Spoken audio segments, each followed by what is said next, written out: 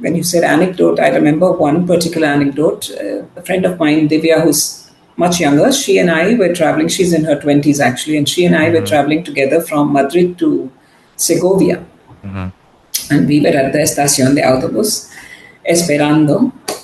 Y en ese momento encontramos una mujer que era mucho más mayor que yo. Mm-hmm. Creo que era como en los 70.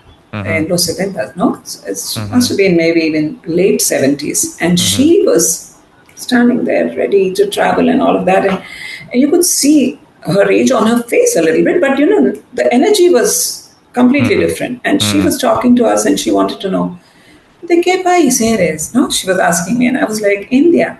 And she was like, pero no, tú no, you don't look like Indian. I'm like, excuse me.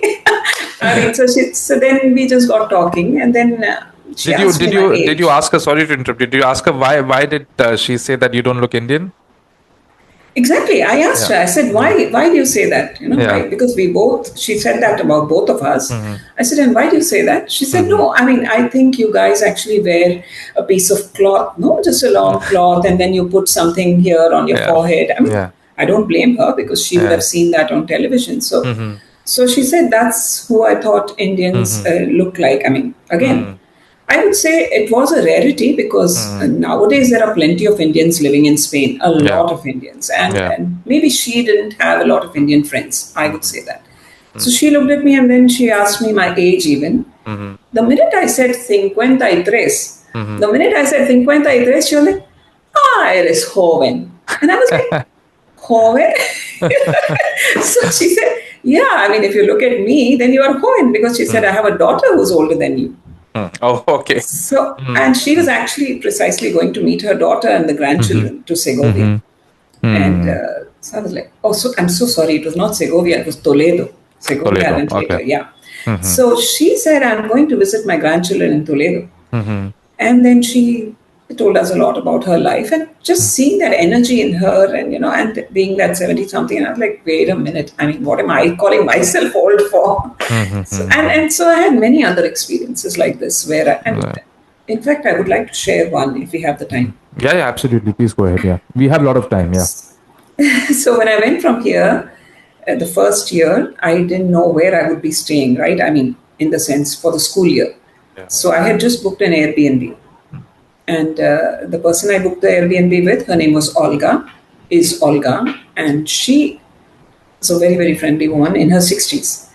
And she runs this Airbnb. So I just booked it, didn't know what to expect, nothing.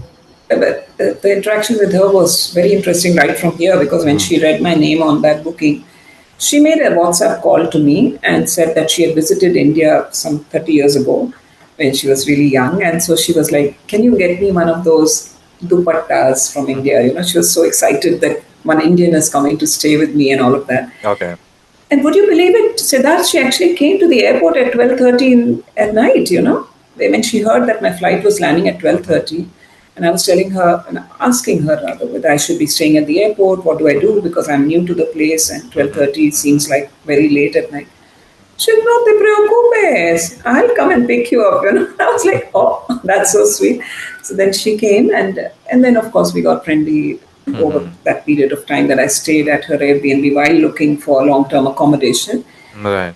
And seeing her was so inspiring. She was running so many things simultaneously. I mean, it was just amazing. She had a farm where she actually worked and grew all her vegetables and stuff. It was a little outside Malaga. But she was working on that. She had 2 Airbnb properties that she was working on. I mean, she had to take care of both of those properties. Right. Then she had a schizophrenic aunt whom she had to look after. And I mean, it was just amazing to see the energy. So from the minute I set foot in Spain, the experience was that age is just a number.